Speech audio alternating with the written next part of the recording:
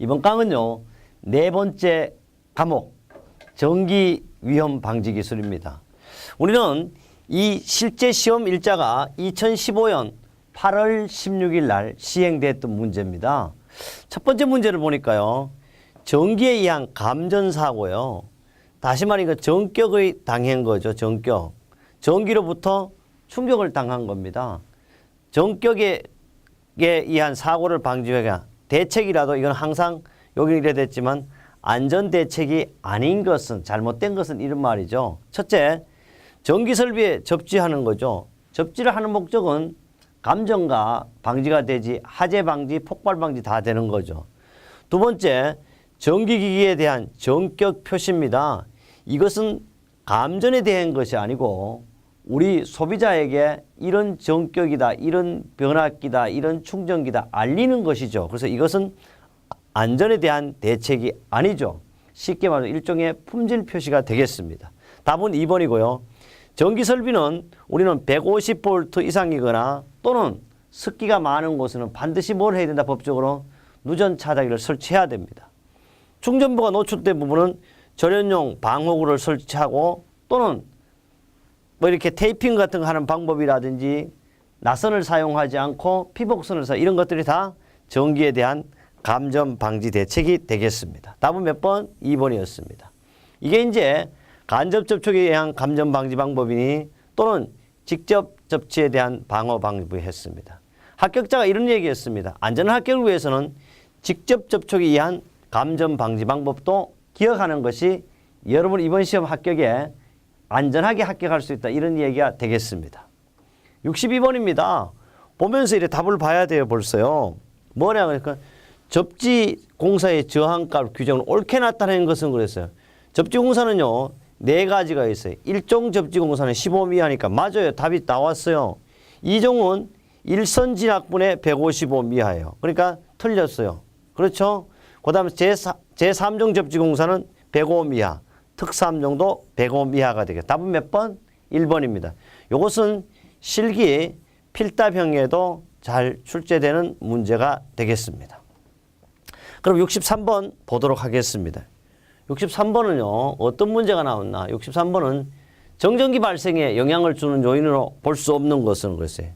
정전기라는 것은요, 전기가 어떻게 저축되어 있는 거예요. 다시 말하면 전기가 모아져 있으니까 정전기가 일어나는 거죠. 정전기는 비가 오거나 오늘같이 눈이 온다든지 여러분 여름에 비가 많이 오면 정전기 일어나지 않습니다. 그렇죠? 그래서 정전기는요, 물체의 특성이라든지 물체의 표면 상태라든지 물체의 분리력 가운데 여기서 물체의 특성, 표면 상태, 분리력에서는 우리 정전기 발생의 원인이 되는데요. 시간은 빠르다, 늦다 해서 정전기가 발생하는 건 아니죠. 그래서 답은 4번이고요. 정전기는 어떤 거가 접촉하든지 마찰하든지 분리하는 방법에서 정전기가 발생하는 거고요. 방지 대책은 발생 억제하는 방법은 유속을 조절하거나 대전 방지제로 도포를 하거나 습기를 부여한다든지 접지한다든지 돌기물 배제하고 공률 반격을 작게 하는 것보다는 크게 한다. 이렇게 하면 정전기 방지되겠고요. 이것은 우리 교재 4-57페이지에서 적중된 내용을 한 번 더 여러분에게 확인시켜 주었습니다. 64번을 보면요, 가전류입니다. 가전류에 의한 정상적인 전류가 아니에요. 가한 거예요. 가전류에 의한 허용 전류보다 큰 전류가 흐르고 절연물이 하구가 없더라도 자연이 발화돼. 자연이 지가 스스로 불이 붙은 거죠. 발화되고 심선이 속에까지 전선이 다 녹아버립니다. 심선이 용단되는 발화 단계의 전선 전류 밀도는 몇 암피아 밀리미터 자성으로 오른 것이냐. 그런데 알아둘 거 있어요. 용단과 동시에 발화는 얼마예요? 75에서 120이에요. 발화 후에 뭐가 용단이 되는 거예요? 여기 봐. 발화 후에 용단이 되는 거예요. 바로 60에서 70이 될 것이고. 그래서 여기는 딱 보면 발화 단계요, 뭐라 그랬습니까? 그 단계니까 우리는 2단계를 다 봐야 돼요. 2단계. 그러니까 60에서부터 얼마까지? 120까지를 동시에 보면 답은 몇 번? 3번이 되겠습니다. 순간적으로 접촉하자마자 용단되는 것은 120A 밀리미터 자성이 되겠습니다. 답은 그래서 3번이 되겠습니다. 65번 보겠습니다. 65번은 금속재 외암을 가지는 사용 전압이 60V를 초과하는 저압입니다. 기계기구로서 사람이 쉽게 접촉할 우려가 있는 장소에 시설하는 것에 전기를 공급하는 전로에 지락이 발생하여 자동적으로 전로를 차단하는 누전 차단기를 설치하여 누전 차단기 설치하지 않아도 되는 경우야. 바로 누전 차단기는 설치해야 되는데 안 해도 되는 경우입니다. 첫째, 기계기구가 습한 장소였지. 습한 장소에 있으면 전기가 잘 통해요. 그래서 우리는 습할 때는 12분의 1 내지 물에 젖어 있으면 2분의 1, 25분의 1로 감소하죠. 맞아요. 설치해야 되죠. 기계기구와 유도 전등이 2차측 전로에 접속된 저항률. 이럴 경우에는 괜찮아요. 왜? 유도 전 2차측 전로에 접속된 저항률. 이럴 경우에는 안전 상태로 지금 와 있는 겁니다. 그럼 답이 맞아. 여기는 안 해도 돼요. 대지 전압이 200V 이하인 게 왜? 150V부터 설치해야 되니까 맞죠. 그 다음에 기계기구를 건조한 장소에 시설하고 습한 장소에 조작하는 경우요. 제어 전압이 교류 전압이 100V 미만인 건데 알아둘 게 있어요. 대지 전압이 150V를 초과하는 경우는 해야 되고 여기는 뭐냐 건조한 장소에 시설하고 습한 장소에 조작한다면 어떻게 해? 여기에서 요 말이 있기 때문에 반드시 설치를 해야 되겠어요. 그래서 답은 몇 번? 2번이 될 거고 특히 누전 차단기 설치 장소는 잘 나오는 거고요. 여기 보세요. 물등 도전성이 높은 액체 수분 장소에 사용하는 저압은 750V에서 직류는 600V 이하의 교류 전압의 기계기구를 말한다. 그래서 저압, 고압, 특별고압에 대한 내용을 계속해서 이야기를 하겠습니다. 그 다음에요. 누전 차단기에 대한 내용을 우리는 그림으로도 표시했고요. 그 외에 누전 차단기 설치 제외 장소도 기억해야 가요. 이것은 뭐라 그랬어요? 실기, 필답형에도 출제된다고 이렇게 이야기하고 있습니다. 66번입니다. 인체의 저항을요. R로 쓰고 1000ohm이라 하고 위험 한계 에너지는 몇 볼트 줄이냐. 이것은 우리가 심실 세동 전류죠. 루트 T분의 165에서 185 사이를 의미하는 거죠. 한번 보겠어요. 어떻게 풀어놨는지. 바로 이거예요. I자성한 주울열에 이해했었죠. 주울열에 이해하는데 이것은 심실 세동 전류를 하니까 루트 T분의 165 그러니까 10의 마이너스 3승을 하죠. 그래서 1000ohm이니까 시간은 뭐예요?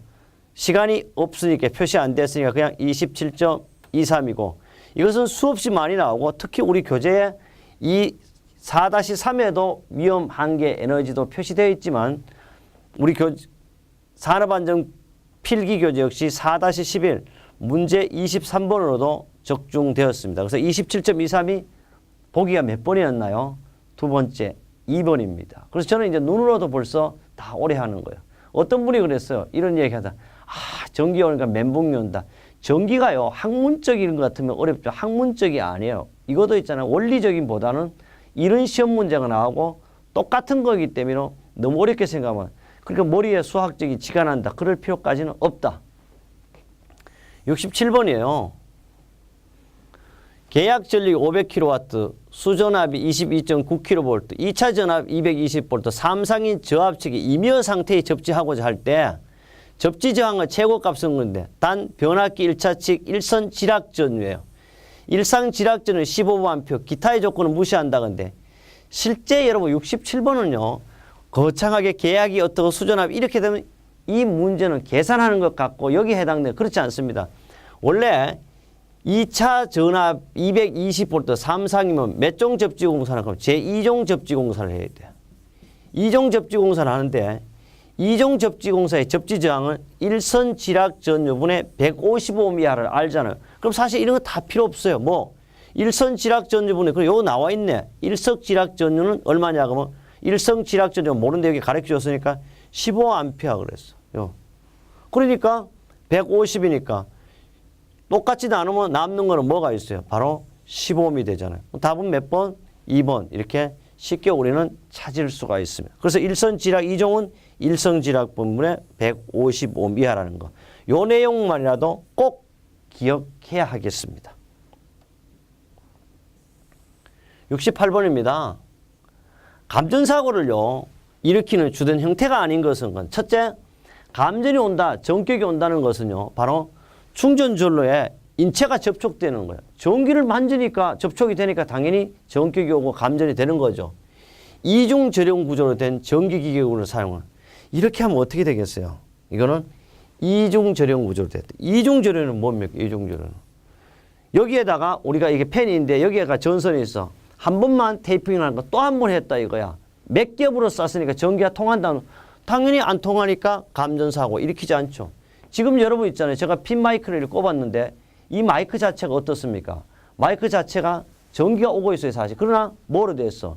비닐로 싸져 있기 때문에 사실 어떻습니까? 제가 안전하게 이렇게 만질 수 있고 주머니도 넣고 하는 거예요. 만약에 이게 나선으로 됐다. 피복이 안 됐다면 저는 어떻게 해요? 죽을 수도 있지 않습니까? 물론 작은 DC지만 어쨌든 답은 2번입니다. 그래서 이럴 경우에는 바로 감전사고 일어나지 않고요. 세 번째, 고전압 전선의 인체가 근접해 섬락이 발생한 경우는 충전 전기회로 인체가 단락 회로의 일부를 형성하는 것. 이 모든 것은 감전사고를 일으키는 원인이 되겠고 2번 이중 절연기구에는 일으키지 않습니다. 그래서 감전사고의 원인은 전기가 흐르는 전기기기 등에 사람이 접촉한다든지 또는 화상을 입어 사망하게 되겠습니다. 여기 보충학습으로요. 누전 차단기도 적용 제외는 바로 이중 절연 구조라고 돼요. 그래서 이중 절연 구조라든지 비접지 방식 전로에서는 감전되지도 않고 전격 사고가 일어나지 않습니다. 69번입니다. 69번은 내압 방폭 구조라고. 내압 방폭 구조는 기호를 보세요. 이거라도 알아야 돼요. 내압 방폭 구조가 D예요. D를 쓰죠. 압력은 P로 써요. 폭발하염이 조건에 대한 상 틀린 것은 폭발하염이 외부로 유출되지 않은 것. 쉽게 말해서 우리는 전쟁이 대비하기 위해서 방어구라 그래요. 저는 지하철을 타면 이런 생각이 납니다. 북한이 무슨 뭐 땅굴 터널을 팠다 근데 대한민국은요 사실 이게 비밀인지 모르겠지만 전쟁이라도 문제가 안 됩니다. 서울특별시 어떻게 지하가 다 뭐예요? 터널이고요. 방어구예요. 거기 들어가 있으면 제가 볼 때는 특히 2호선이나 강남 쪽에 가면 한 100m도 더 늘어가 있는 것 같아요. 거기에서 어떠한 포탄이 떨어져도 괜찮습니다. 모르겠습니다. 이게 국방부의 민간시설은 저는 확실히 잘 모르겠어요. 어쨌든 이럴 때는 폭발할 외부로 이런 내압 방폭 구조 바로 이런 형태로 만들어져가 이 안에 폭발이 되더라도 밖으로 유출되지 않고 밖에서도 침투하지 않는 거야. 습기 침투에 대한 보호를 충분. 이건 말이 안 되잖아요. 비 오고 습기 온다고 무슨 침투되는 이런 건 당연히 되지만 이것이 필요 조건은 아니에요. 답은 2번입니다. 내부에서 폭발하는 그 압력에 견뎌야 되죠. 외부에 표면 온다고 외부에 발생 가스를 점화하지 않도록 여기서 아무리 바깥에서나 아무리 총을 쏴더라도 또는 불꽃을 붙어 원래는 폭발이니까 불꽃이지만 어떠한 경우라도 이 안에 침투하지 못하게 하는 이런 구조가 바로 내압 방폭 구조죠. 그래서 내압 방폭 구조는 기호를 D로 쓴다는 것. 이거라도 꼭 기억했으면 좋겠습니다. 이것은요. 우리 교재 4-64도 있지만 2015년 3월 8일 65번에 그대로 출제됐던 내용이 되겠습니다. 70번입니다. 정전 작업 시 작업 전 조치사항에 정전 작업 후가 아니고 정전 작업에서는 전, 중, 종료 시 이래 쓰죠. 작업 전입니다. 조치할 사항으로 실무 사항으로 틀린 것은 단락 접지기구를 설치하는 게 아니고 작업 전에 어떻게 이거는 종료 시에 하는 거죠. 답이 벌써 틀렸어요. 잔류 전하를 방전하고 검정기는 정전 확인하고 개로 개폐기에 잠금 또는 표시를 해야 됩니다. 지금은 저는 지나가지만 작업 전 조치사항과 여러분 반드시 작업 후에 조치사항도 꼭 기억해야 합니다. 그래서 여기도 작업 종료 시 뭐요? 단락 접지 철구는 어떻게? 작업이 끝난 다음에 한다는 거. 우리 교재 4-56번이라든지 4-17쪽에도 이 내용이 잘 기록되어 있습니다. 71번입니다. 전기로 인한 위험 방지를 위하여 전기기기를 적정하게 설치하고자 할 때 고려사항이 아닌 것입니다. 전기는요. 정기적이라든지 기계적 방어수단에 어떻게 적정성이 돼야 돼요. 습기라든지 분진, 사용 장소의 주위 환경에도 적응이 돼야 됩니다. 비상전원 설비와 구비와 접지구의 매설이 필요한데 이거는요. 비상전원이라는 것은 어쩔 수 없는 우리도 여기도 스튜디오도 비상구가 있어. 이런 것은 우리 전기로의 위험망에 해당되지 않죠. 답은 3번이고요. 그 다음에 전기기기도 충분한 전기적 용량 및 기계적 강도가 있어야 됩니다. 이것은 우리 4-39조 합격 날개 은행 문제에서 제가 만들어놨던 문제가 이렇게 적중이 되었습니다. 72번 가보겠습니다. 72번은요. 인체의 정전기가 대전되어 전하량이 어느 정도 이상이면 방전할 때 전류가 통증을 느끼게 돼. 이것은 우리가 실험식으로 벌써 나와 있죠.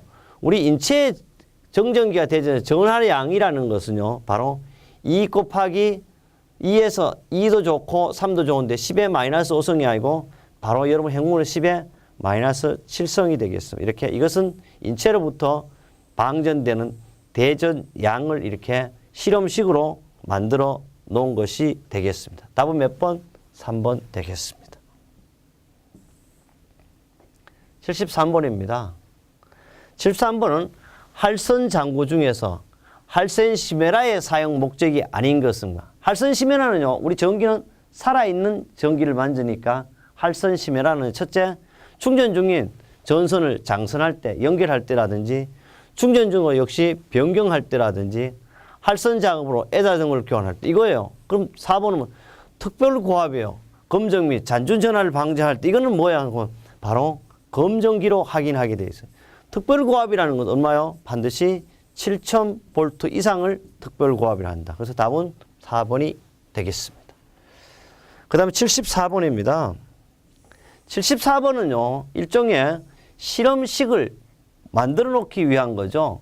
내측 반경이 R이고 외측 원통의 반경이 낮에 R인 원통 간극이 있을 때 R분의 R은 이 입시롱 마이너스 1승일 때 이걸 0.368에서 인가전압이 V인 경우 최대 전개라는 공식을 이렇게 벌써 만들어 놨습니다. 이거는 반경구라 그래요. 이럴 때 인가전압을 간극간 공기전압 파괴전압까지 낮은 전압에서 서서히 증가할 때 설명입니다. 이 실험식을 보고 어떤 설명을 해야 할까? 이거는 반드시 최대 전개가 감소하는 게 맞아요. 안정된 코로나 방전이 존재할 수가 있죠. 그래서 왜냐하면 반경구를 만들었죠. R이라는 것은 반경구예요. 그 다음 세 번째, 내측 원통의 외측 원통의 반경이 증대되는 효과가 있다. 그런데 이것은요, 외측 원통에 대한 것이 아니고 반드시 내측 원통을 설명하고 있어요. 틀렸어요. 그 다음에 내측 원통 표면으로부터 코로나 방전이 발생이 시작된다. 그래서 이것은 틀린 거고 답 3번이 잘못된 내용이 되겠고, 이것은 우리 교재 4-26쪽에 역시요 합격 날개 은행 문제로서 만들어져 있는 문제가 되겠습니다. 그럼 이 문제가요, 여러분 이번 시험에 나온다면 어떻게 되어서 바로 여러분은 이 원리를 모르더라도 쉽게 이것은 외측이 아니고 내측이 작용한 답도 몇 번이다? 3번이다. 이렇게 쉽게 할 수가 있을 겁니다. 75번입니다. 75번은요. 가연성 가스를 사용하는 거예요. 가연성 가스를 우리 위험물 분류에서 1류는 산화성 고체예요. 2유는 가연성 뭡니까? 액체가 되죠. 가연성 가스를 사용하는 시설에는 방폭구조의 전기기기를 사용해야 한다.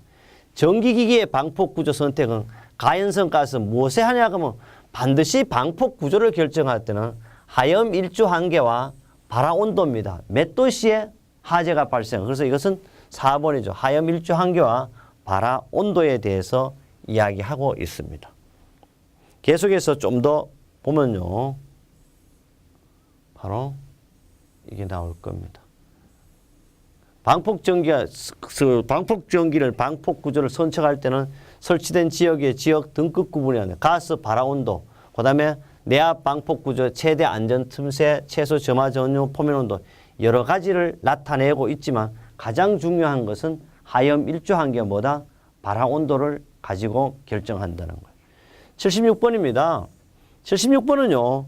이것은 우리 전기에도 나오지만 오히려 어디에 더 많이 나와? 화학설비 5과목에 더 많이 나오는 거죠. 전기화재 소화기에 적합한 소화기 아닌 것은 전기화재에 사용할 수 없는 거죠.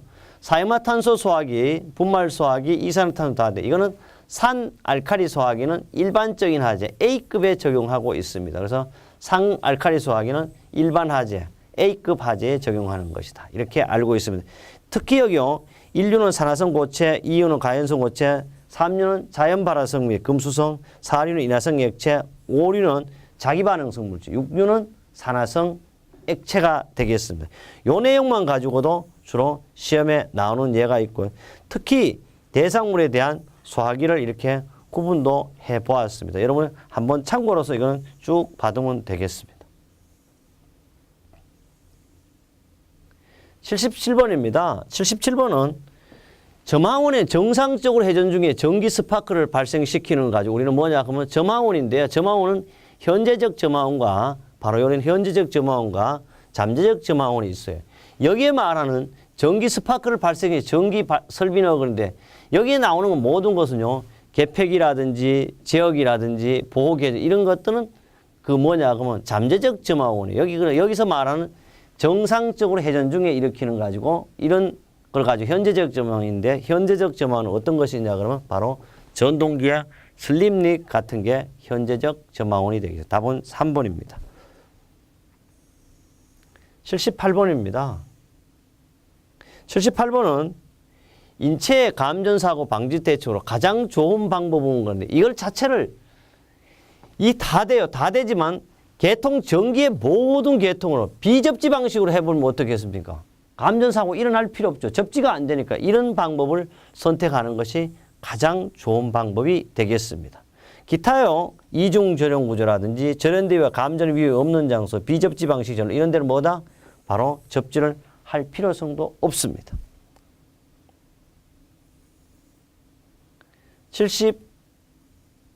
79번입니다. 이탈전류입니다. 이탈전류. 이탈전류는 고코렉터라 그래가지고 자기 스스로 어떻게 손발을 움직여 자기 스스로 이탈할 수 있는 전류를 우리는 이탈전류라고 그러죠. 이탈전류는요. 바로 볼 것 같으면 첫째 손발을 눕혀 충전부로부터 스스로 이탈할 수 있는 전류를 우리는 뭐라 그래요? 이탈전류. 이렇게 쉽게 우리는 찾을 수가 있습니다.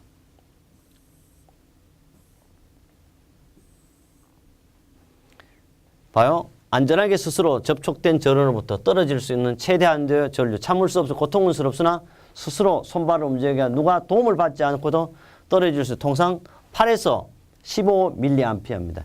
이것만으로도 출제가 되고 있고요. 우리 2015년 3월 8일 날 문제 70번으로도 출제가 됐습니다. 80번입니다. 교로아크 용접기의 전격 방지 장치입니다. 여기 알아둘 게 있어요. 교로아크 자체의 용접기의 방어 장치가 뭐요? 자동 전격 방지 장치 또는 자동 전격 방지 이렇게 이야기해도 돼요.